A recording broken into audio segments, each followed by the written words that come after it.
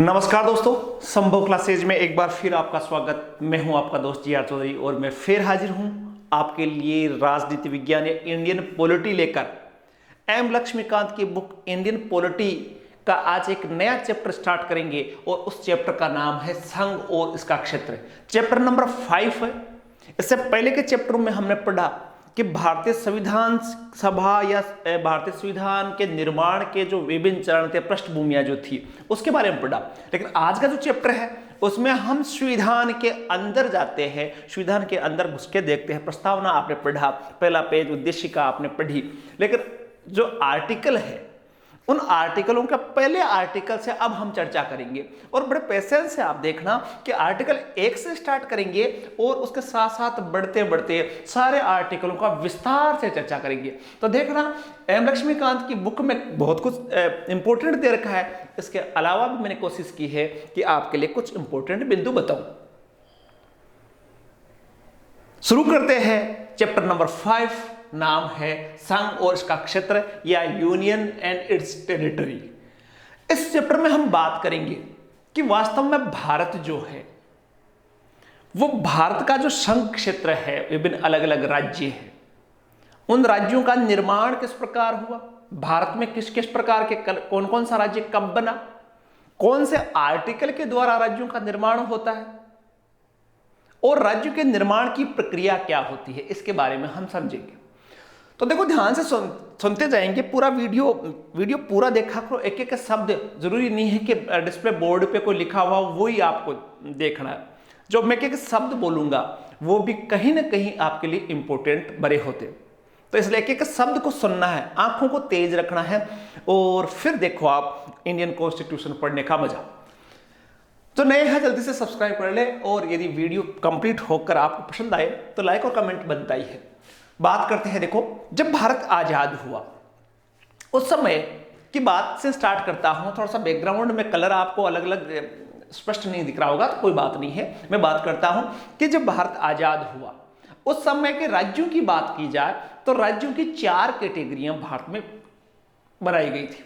एक थी part A states या कई प्रकार के राज्य, हिंदी में बोले तो कई प्रकार के राज्य, एक ख प्रकार के राज्य, ख प्रकार के क्षेत्र, एक ग प्रकार का क्षेत्र और एक घ प्रकार का, 4 कैटेगरी बनाई गई थी।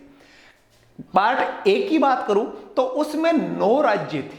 9 राज्य जो बड़े राज्य उस समय थे, जो सीधे अंग्रेजों के अधीन थे, उन 9 राज्यों को पार्ट ए में रखा गया।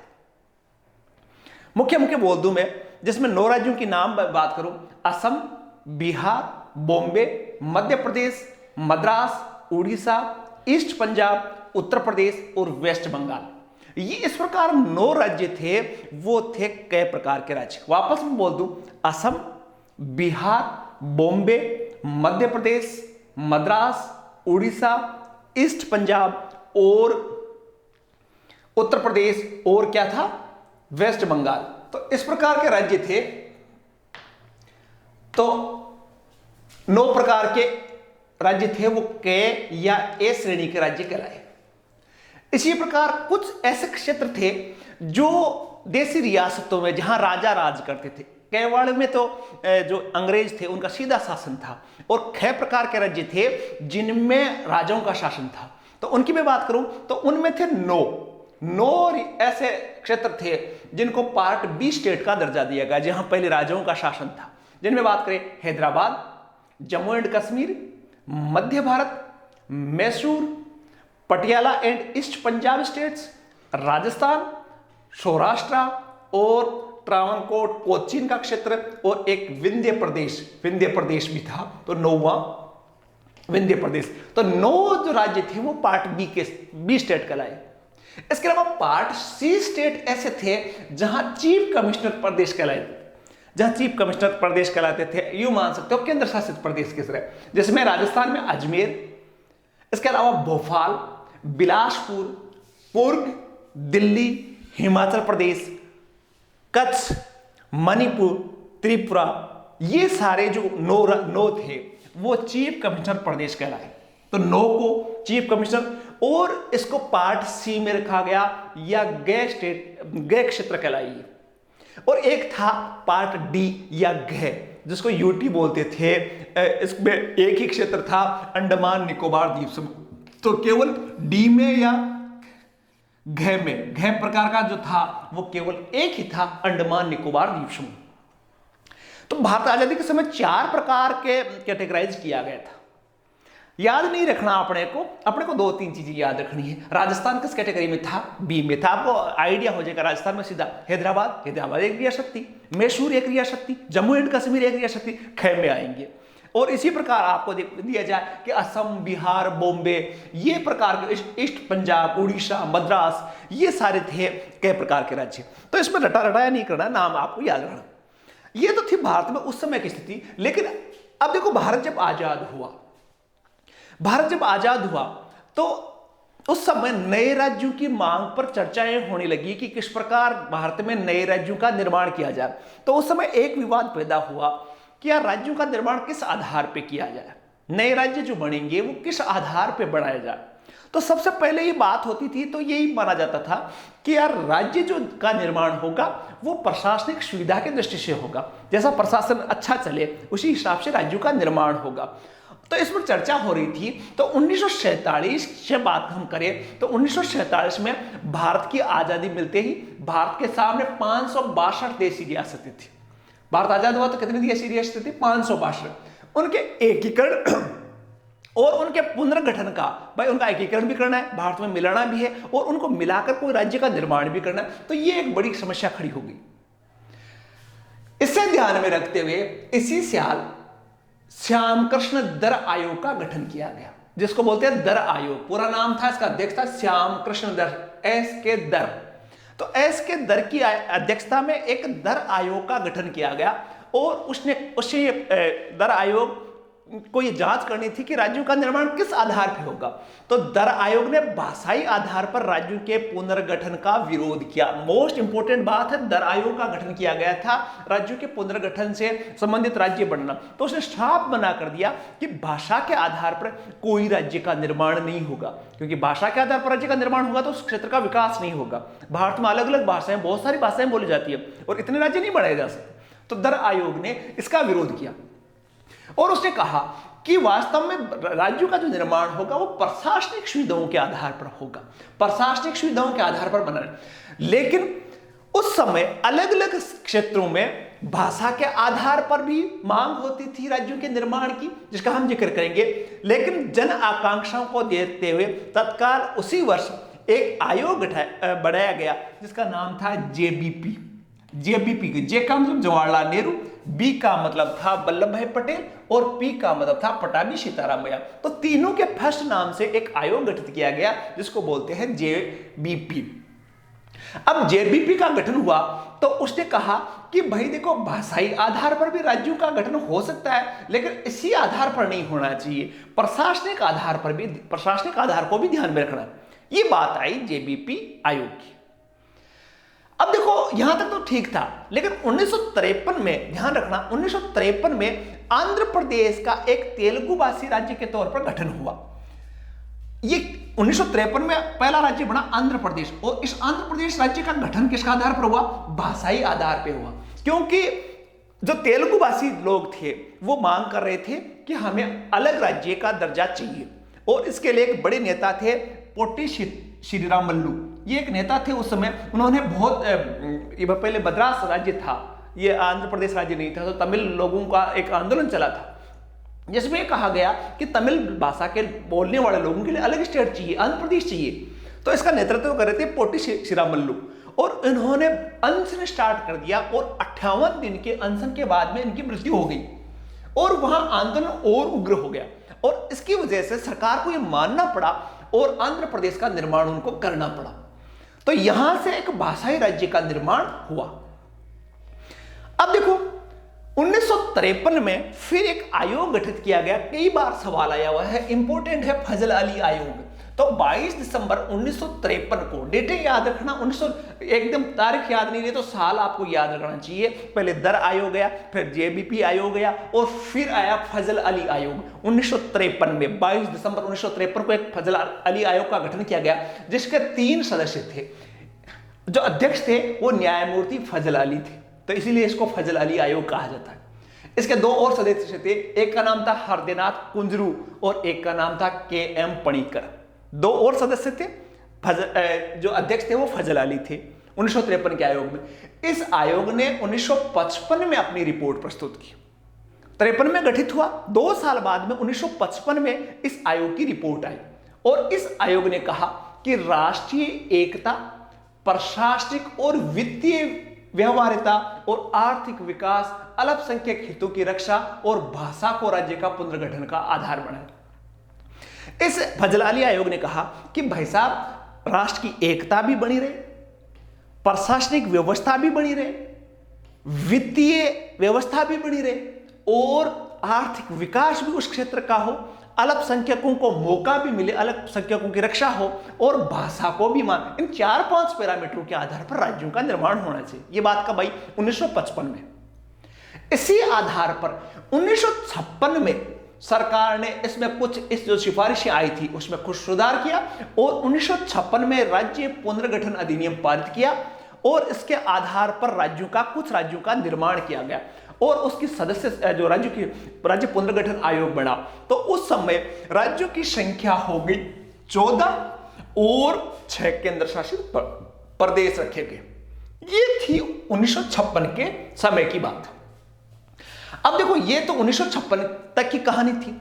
उसके बाद में 1956 के इसी अधिनियम के बाद में राज्य पुनर्गठन आयोग अधिनियम 1956 था, उसके तहत 7वां संविधान संशोधन किया गया, जिसमें जो कै खे गे घे वाली जो सिस्टम था, कै खे गे और घे राज्यों का जो दर्जा था, अलग अलग क्षेत्रों का जो दर्जा था, वो समाप्त कर दिया गया। किस संविधान संशोधन द्वारा? 7वें संविधान संशोधन द्वारा।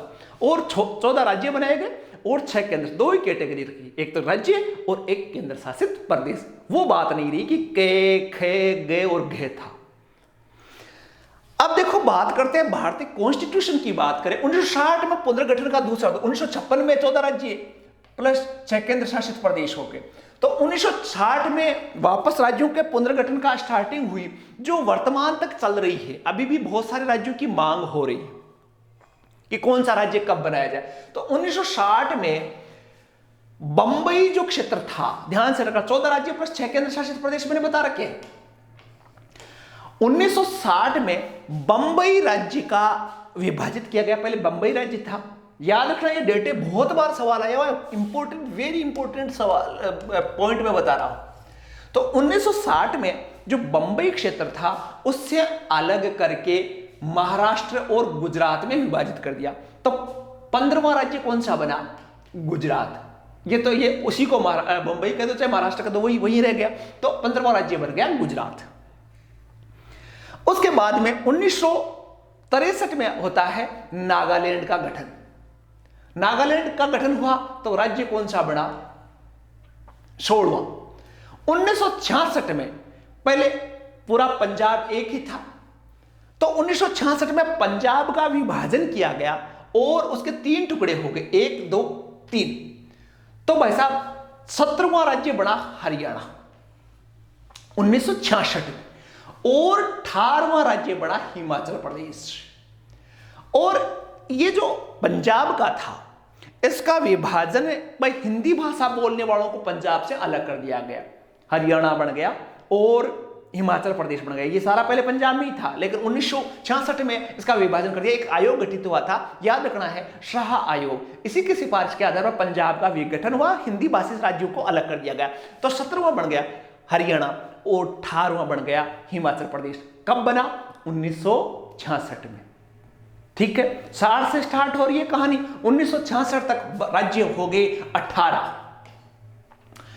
उसके बाद की बात करें तो 1975 में देखो, उससे पहले ये सिक्किम था। सिक्किम एक ऐसा राज्य था जब 1947 में जब भारत आजाद हुआ था, तो सिक्किम भारत का अंग नहीं था। सिक्किम को एक सहायक राज्य का दर्जा दिया गया था कि ये भारत का सहायक राज्य है। उसके बाद में 76 में केंद्र शासित प्रदेश रहा, लेकिन 75 में 36वां संविधान संशोधन करके और कई बार सवाल आता है कि ऐसा कौन सा राज्य था जिसमें मतगणना के आधार पर जनता ने वोट देकर उसमें भारत में शामिल करने का अनुरोध किया था, मत विभाजन हुआ था, तो वो सिक्किम था। तो मैं बात कर रहा था 18वां हिमाचल हुआ, 19वां राज्य बना सिक्किम। कब बना? पूर्ण दर्जा दिया गया 1975 को। अब देखो 1972 में, 75 पहले क्यों मैंने बता दिया, क्योंकि इसको पहले ही ये 1947 से 73 में 1900 ये लंबी प्रोसेस था, इसलिए इसको बीच में 19वां राज्य का दर्जा दिया। 20वां राज्य की बात की जाए तो 20वां राज्य 1972 में मणिपुर को, जो आपको पता है पहले अलग केंद्र शासित प्रदेश की तरह रखा गया, तो मणिपुर, त्रिपुरा और मेघालय 3 राज्य बने 1972 में। तो ये 20वां राज्य मणिपुर बना, 21वां राज्य त्रिपुरा बना और 22वां राज्य मेघालय बना। कब बने? 1972 में। डेट याद रख लेना आप। अब देखो बात करते हैं 1972 के बाद में।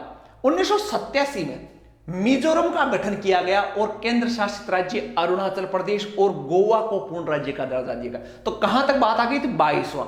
तो 23वां राज्य बना मिजोरम, 24वां राज्य बना अरुणाचल प्रदेश और 25वां राज्य बना गोवा।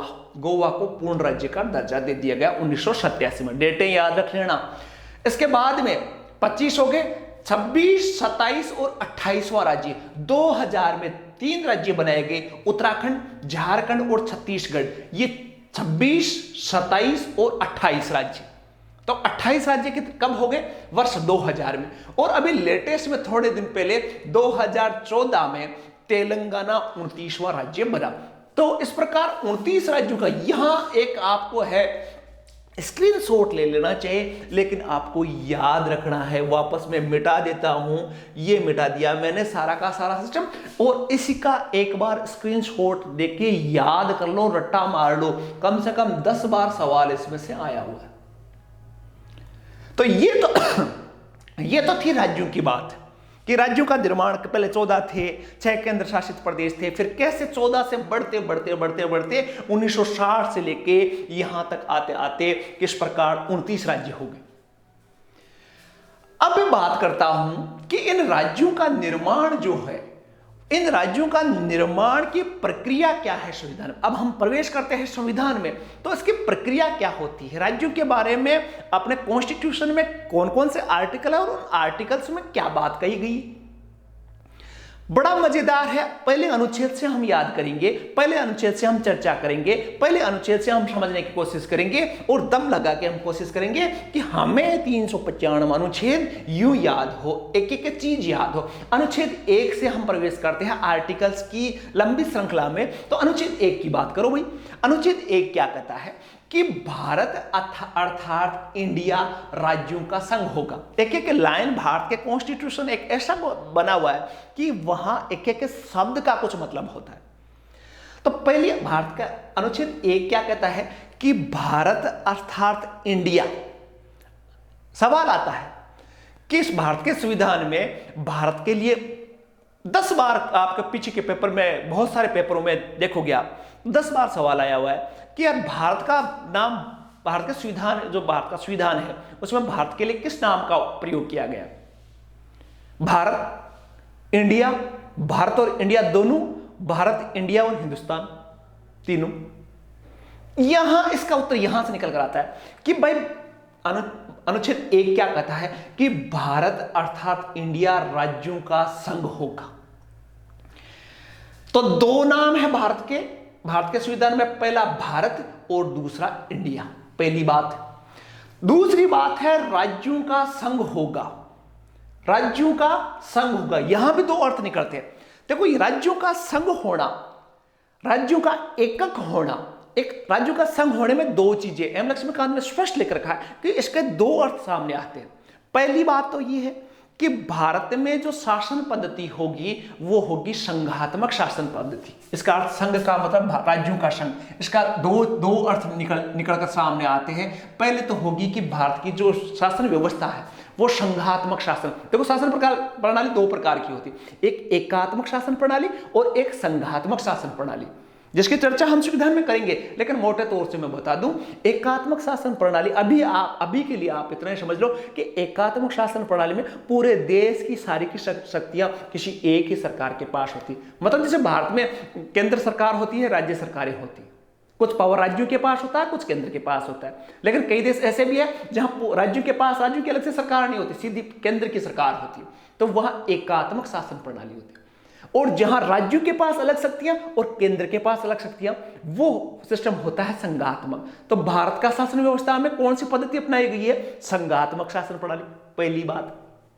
दूसरी बात है राज्यों का संघ होगा। बहुत बड़ी बात कही गई है कि राज्य, भारत में जो राज्य है वो भारत का जो निर्माण किया गया है वो राज्यों ने आपस में कोई समझौता करके भारत में नहीं मिले कि अलग से राज्य, राजस्थान अलग था, पंजाब अलग था, उन्होंने सबने समझौता किया कि हम एक जगह रहेंगे, ऐसा कुछ नहीं हुआ है। और नहीं वो चाहकर भी भारत से अलग हो सकते। कई देशों में ऐसा सिस्टम है कि जैसे पहले सोवियत संघ था, तो सोवियत संघ में बहुत सारे देश मिलकर उन्होंने एक सोवियत संघ का निर्माण किया था, बहुत सारे क्षेत्र मिलकर। अमेरिका एक अलग प्रकार का संघ। तो ऐसा नहीं है, भारत में राज्य अलग नहीं हो सकते। तो यह बात पहले अनुच्छेद में कही गई। और उसने कहा कि भारत अर्थात इंडिया राज्यों का संघ होगा, और इसमें क्या होगा, राज्य और उनके राज्य क्षेत्र वे होंगे जो पहली अनुसूची में निर्दिष्ट किए गए। भारत के, देखो भारत में क्या क्या शामिल होगा, भारत में राज्य क्षेत्र होगा, विभिन्न राज्य होंगे, राज्यों के राज्य क्षेत्र होंगे जो पहली अनुसूची में दिए गए, और संघ राज्य क्षेत्र होगा। देखो ध्यान से समझना, इजी वे में मैं समझाता हूं कि भारत जो संघ होगा, भारत में क्या क्या शामिल होगा, राज्य होंगे, केंद्र शासित प्रदेश होंगे, दो चीजें। और तीसरी एक और प्रावधान किया गया कि ऐसे अन्य राज्य क्षेत्र जो अर्जित किए जाए समाविष्ट होंगे। अर्थात यदि भारत में कोई मिलना चाहे या भारत ने किसी पर अधिकार करके उसको अपने कब्जे में लिया है तो वो उसका राज्य बन सकता है। तो तीन प्रकार के क्षेत्र होंगे, राज्य होंगे, केंद्र शासित प्रदेश होंगे, और ऐसा क्षेत्र, ऐसे अन्य राज्य क्षेत्र जो अर्जित किए जाए समाविष्ट होंगे भारत में। और उन सबको मिलकर क्या बनेगा, भारत बनेगा, इंडिया बनेगा। आर्टिकल 1, तो आर्टिकल 1 सीधी सी बात, पहले भारत की परिभाषा ये बताता कि भारत है क्या। तो भारत में कहा कि भारत में बहुत सारे राज्य होंगे, भारत में केंद्र शासित प्रदेश होगा, और ऐसे क्षेत्र भी भारत में शामिल हो सकते हैं जिनको भारत ने अर्जित किया है। जैसे सिक्किम की बात आई, तो सिक्किम के लिए उस समय भारत का राज्य नहीं था, बाद में बन गया तो सिक्किम। तो ये आर्टिकल 1 की बात आई। क्लियर है? एक एक के अनुच्छेद आपको क्लियर होना चाहिए। तो पहला अनुच्छेद क्या कहता है, भारत है क्या, भारत में क्या है। तो भारत में राज्य है और केंद्र शासित प्रदेश है, और हो सकता है कोई शामिल हो रहा हो, अर्जित कर लिया गया हो, बाद में प्राप्त कर लिया हो भारत ने कोई क्षेत्र, तो वो भारत का क्षेत्र होगा। जैसे अभी बांग्लादेश भारत में कुछ क्षेत्रों का आदान प्रदान हुआ, तो कुछ क्षेत्र बांग्लादेश ने भारत को दिए, तो वो अर्जित क्षेत्र है और वो भारत के क्षेत्र माने जाएंगे। तो ये आर्टिकल 1 कहता है।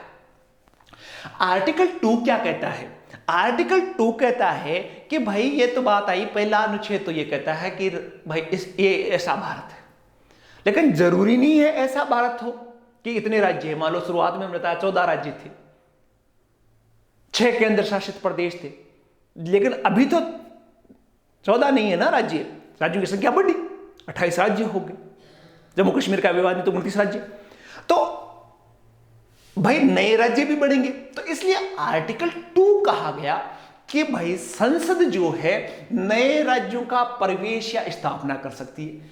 वो कैसे घोषित, संसद विधि द्वारा ऐसे निबंधों या शर्तों पर जो वह ठीक समझे संघ में नए राज्यों का प्रवेश या उसकी स्थापना कर सकती है। आर्टिकल 2 कहता है कि भाई संसद कुछ नियमों के आधार पर नए राज्यों का निर्माण भी कर सकती है। आर्टिकल 2 कहता है। आर्टिकल 3 क्या कहता है, 3 कहता है कि भाई नए राज्य बढ़ेंगे कैसे, उस सवाल का जवाब देता है आर्टिकल 3, अनुच्छेद 3। क्या कहता है, नए राज्यों का निर्माण और वर्तमान राज्यों का क्षेत्र, सीमाओं और नामों का परिवर्तन संसद विधि द्वारा, मतलब नए राज्य जो बनेंगे वो किस किस प्रकार बन सकते हैं, ध्यान से समझना।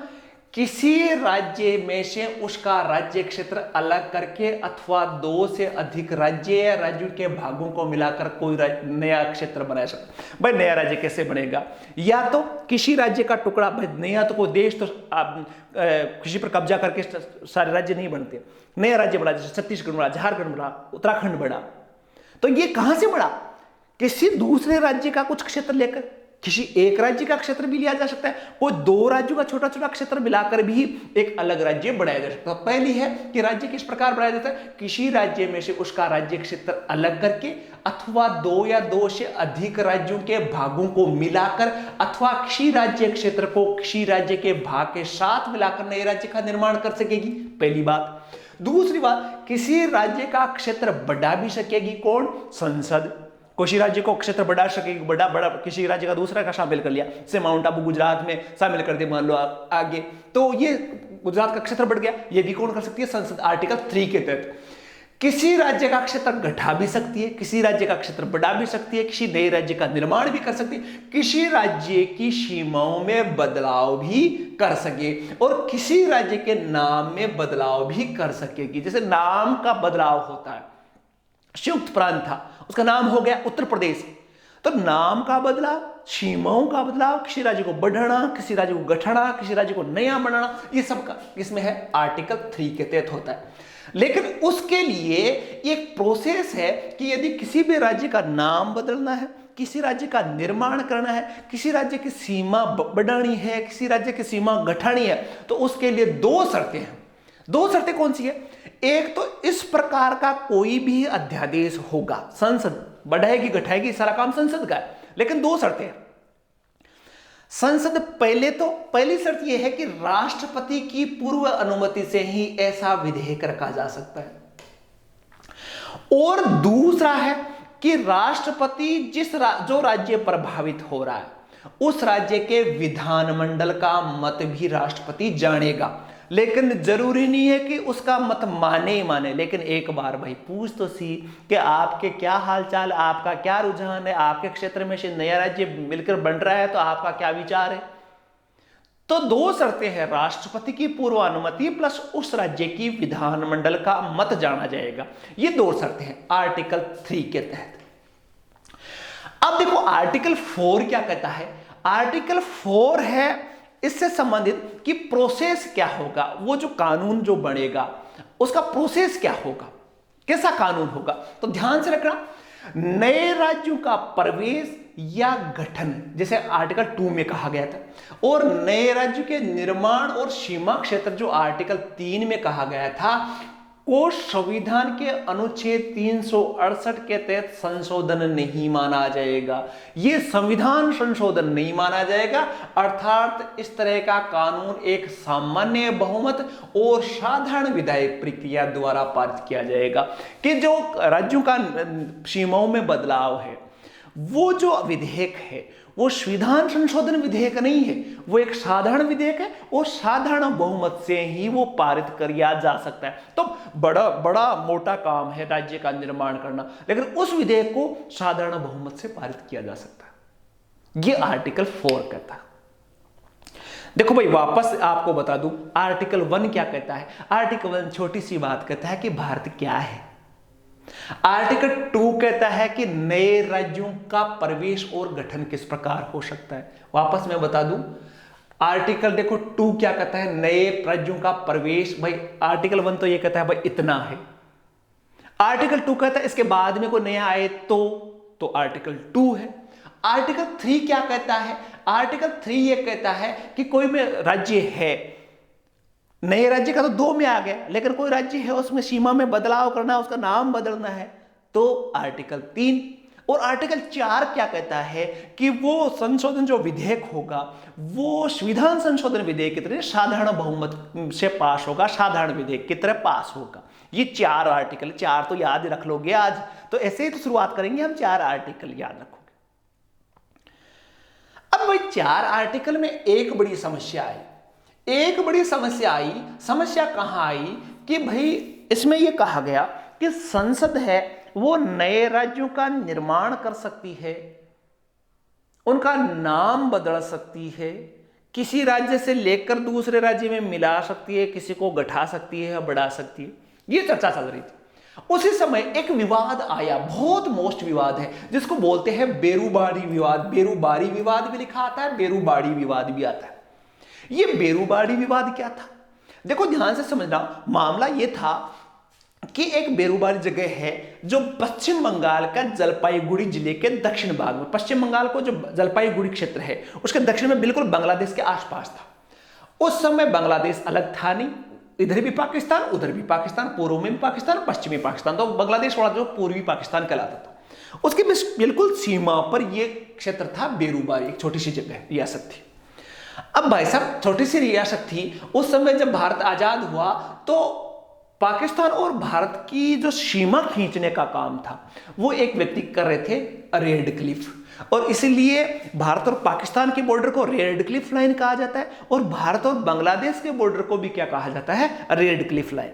अब ये रेड क्लिफ अंग्रेज अधिकारी थे, वो सीमाएं खींचते थे, बड़ा बड़ा सा आदमी सीमा खींचता था कि यहां से इधर वाला पाकिस्तान होगा और इधर से कई गांवों के बीच में थाने के हिसाब से खींचता था, ये थाना उधर लगता है, ये पुलिस चौकी इधर है, तो ये क्षेत्र इसको इधर दे दो। दारू की जफ्फी में उन्होंने क्या किया कि सारी लाइन तो खींच दी लेकिन एक जगह लाइन खींचना भूल गया, वो था बेरुबारी। एक जगह है बेरुबारी पश्चिम बंगाल में, वहां उसने लाइन खींचना भूल गया भाई, अब वो तो चला गया।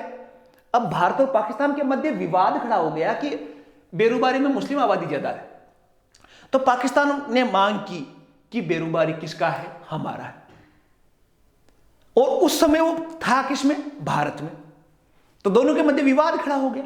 इसी विवाद को बोलते हैं बेरुबारी विवाद। अब इसका फायदा उठाकर पाकिस्तान ने पहली बार 1952 में बेरुबारी संघ का मुद्दा उठाया। चूंकि बेरुबारी एक मुस्लिम बहुल इलाका था तो पाकिस्तान ने कहा कि यह क्षेत्र किसका है, मेरा है। पाकिस्तान ने कहा कि भारत और पाकिस्तान का विभाजन हुआ, जहां मुस्लिम ज्यादा है वो पाकिस्तान में जाएंगे, जो हिंदू ज्यादा है वो भारत में रहेंगे, तो बेरुबारी में मुस्लिम ज्यादा है तो ये किस में होना चाहिए, पाकिस्तान। 1952 में ये बात आई। अब देखो, लेकिन गलती से भारत इस पर रूल कर रहा है, इसलिए भारत को यह बेरुबारी किसको दे देना चाहिए, पाकिस्तान को दे देना चाहिए। यह विवाद चलता रहा, अब चलता रहा, लेकिन 1958 में भारत के प्रधानमंत्री थे जवाहरलाल नेहरू और पाकिस्तान के प्रधानमंत्री थे फिरोज शाह नून। याद रख लेना, फिरोज शाह नून, 1958 की बात। तो 1958 में नून और नेहरू के मध्य एक समझौता हुआ जिसमें प्रावधान क्या था कि आधा बेरुबारी पाकिस्तान को दे दो और आधा अपने रख दो, बाबा बराबर बराबर बीच में सीमा खींच लो, आधा तू ले मर और आधा हम रख लेंगे। तो ये समझौता हुआ, चलो पाकिस्तान भी खुश, भारत भी खुश। लेकिन अब पश्चिम बंगाल जो राज्य था उसके कुछ लोग बड़े असंतुष्ट हुए कि यार हमारे राज्य का कुछ क्षेत्र जवाहरलाल नेहरू जी ने पाकिस्तान को दे दिया आधा। तो ये मामला पहुंच गया सुप्रीम कोर्ट में और इसी सुप्रीम कोर्ट के मामले को ही बेरुबारी विवाद कहा जाता है। और सुप्रीम कोर्ट में कहा कि भाई संविधान में ऐसा कहां लिखा हुआ है, आर्टिकल 3 ये कहता है कि इस राज्य को बदलाव कर सकता है, इस राज्य को इस राज्य में दिया जा सकता है, कुछ टुकड़ा इसमें से इसमें लिया जा सकता है, लेकिन ये कहां है कि भाई पाकिस्तान को दे दे तू। ये तो कोई विवाद है, कहीं संविधान में तो है नहीं इस बात का जिक्र, इसलिए आप नहीं दे सकते। तो सुप्रीम कोर्ट में ये विवाद चला जिसको बोलते हैं बेरुबारी विवाद। अब बेरुबारी विवाद में सुप्रीम कोर्ट का जो फैसला आया वो क्या था, तो वो भी इंपॉर्टेंट था। सुप्रीम कोर्ट ने कहा कि प्रस्तावना संविधान का हिस्सा नहीं है। याद रखना, बेरुबारी विवाद में सुप्रीम कोर्ट ने कहा कि भाई प्रस्तावना संविधान का हिस्सा नहीं है और सरकार को किसी भी प्रकार की कोई शक्ति ये नहीं देता है, प्रस्तावना के आधार पर शक्ति नहीं है। और उसने कहा कि सुप्रीम कोर्ट ने कहा कि आर्टिकल जो 3 के आधार पर भारत के हिस्से को किसी और को नहीं सौंपा जा सकता। आर्टिकल 3 में यह तो जरूर कहा हुआ था कि ये राज्य इस राज्य में मिला सकता है, कुछ क्षेत्र इसमें मिला सकता है, कुछ घटा सकता है, कुछ बढ़ा सकता है, ये तो है, लेकिन इसका मतलब ये नहीं है कि पाकिस्तान या दूसरे देश को दे दे। तो ये बात तो नहीं हो सकती क्योंकि ये देश के अंदर ही सीमाओं के पुनर्निर्धारण की शक्ति। आर्टिकल 3 यही कहता है कि देश के अंदर आप कुछ भी करो, किसी राज्य को दूसरे में दे सकते हो लेकिन दूसरे को नहीं दे सकते। अपनी जमीन किसी दूसरे देश को देने के लिए नहीं बना है आर्टिकल 3। आपने क्या कर दिया, ये तीसरी बात कही कि अगर आपको उस समझौते को लागू करना ही है तो अनुच्छेद 368 के तहत संविधान में संशोधन कर लीजिए और कहा कि आप यदि बेरोजगारी का आधा टुकड़ा देना है तो आपको क्या करना पड़ेगा, संविधान में संशोधन करना पड़ेगा। 3 बेरोजगारी में डिसीजन आए। एक तो कि भारत का राज्य क्षेत्र किसी को देना है तो साधारण विधेयक से नहीं होगा, साधारण बहुमत से नहीं होगा, संविधान संशोधन से होगा। दूसरी बात, प्रस्तावना संविधान का अंग नहीं, मोस्ट चीज है। और तीसरी कि आर्टिकल 3 में ये नहीं कहा गया है कि आप किसी को सौंप दो अपनी जमीन।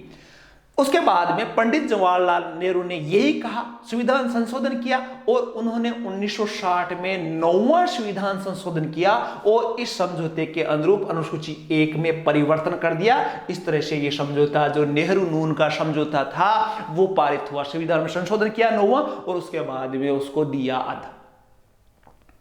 यह था बेरोजगारी विवाद। अब इसी से संबंधित एक अभी लेटेस्ट विवाद आया था जिसमें 100वां संविधान संशोधन किया गया था। देखो, इसी से संबंधित एक और मामला 2015 का है। 2015 में क्या हुआ, जिसमें भारत सरकार ने 100वां संविधान संशोधन अधिनियम करके भारत के कुछ भूभागों को बांग्लादेश को हस्तांतरित कर दिए और भारत ने बांग्लादेश के कुछ भागों को अधिग्रहित किया। यह भारत और बांग्लादेश के बीच एक समझौते के तहत हुआ। देखो, भारत और बांग्लादेश का बॉर्डर बड़ा अजीब था। बांग्लादेश के कुछ क्षेत्र भारत में थे, भारत के बॉर्डर के अंदर थे, लेकिन क्षेत्र कौन सा पड़ता था, बांग्लादेश का। और कुछ भारत के क्षेत्र बांग्लादेश में पड़ते थे, क्षेत्र बांग्लादेश का, लेकिन वो क्षेत्र किसका कहलाता था, भारत का। अब वहां के गांव वालों को बांग्लादेश की सुविधाएं थी, जो भारत के क्षेत्र में भारत के अधीन थे उनको बांग्लादेश की सुविधाएं थे, और बांग्लादेश में थे वो उन गांवों की, उन क्षेत्रों की विकास बिल्कुल बंद था, उनको कोई सुविधाएं नहीं थी। तो लंबी प्रोसेस चली और 2015 में भारत के संविधान में संशोधन हुआ और इसके तहत भारत ने 111 विदेशी अंतः क्षेत्रों को बांग्लादेश को दिया। 111 छोटे छोटे क्षेत्र थे जो भारत के बांग्लादेश में पड़ते थे। तो भारत ने कहा कि आप ही संभालो इनको। और 51 क्षेत्र बांग्लादेश के भारत में थे, तो बांग्लादेश ने कहा इनको आप संभालो। तो यह हस्तांतरित हुआ और इसके लिए भारत सरकार में ने अनुच्छेद 368 के तहत संविधान संशोधन करना पड़ा 100वां। ये भी लेटेस्ट विवाद था। तो ये भी आप आर्टिकल 3 से जुड़ा हुआ जो बेरोजगारी विवाद था उसी की तरह है, इसको भी निपटारा संविधान संशोधन द्वारा किया गया। तो आज हमने पढ़ा, देखो चार आपने अनुच्छेद पढ़े, पहला, दूसरा, तीसरा, चौथा। चारों अनुच्छेद मोटे नहीं है, याद रहे। बेरोजगारी विवाद याद रख लेना, भारत बांग्लादेश का 100वां संविधान संशोधन है वो भी याद रखना है, और साथ में राज्यों का निर्माण का जो रट्टा है, मैंने स्क्रीनशॉट के लिए कहा था, वो रट्टा मार लेना। ये था संविधान के फर्स्ट 4 अनुच्छेद, और इसी प्रकार हम पढ़ेंगे अगले अनुच्छेद, और एक दिन जल्दी हम पहुंचेंगे 395 अनुच्छेद तक, और वो अपनी उंगलियों पर याद होंगे। फिर कोई सा भी एग्जाम दो, आपके जो 15-20 सवाल भारतीय कॉन्स्टिट्यूशन से हर एक एग्जाम में आते हैं वो आपके सही होंगे। आशा है ये वीडियो आपके लिए काम का रहेगा, उपयोगी रहेगा, और इसको समझने में शायद ही आपकी कोई समस्या रही होगी। कि यदि किसी प्रकार की समस्या है, किसी प्रकार की आपको जिज्ञासा है, तो कमेंट करके मुझे जरूर बताना। साथ ही वीडियो अच्छा लगा हो तो प्लीज़ लाइक, शेयर और सब्सक्राइब करना ना भूलें। एक नए वीडियो के साथ जल्द आऊँगा, तब तक रात के 11 बज रहे हैं। शुभ रात्रि, जय हिंद, जय भारत।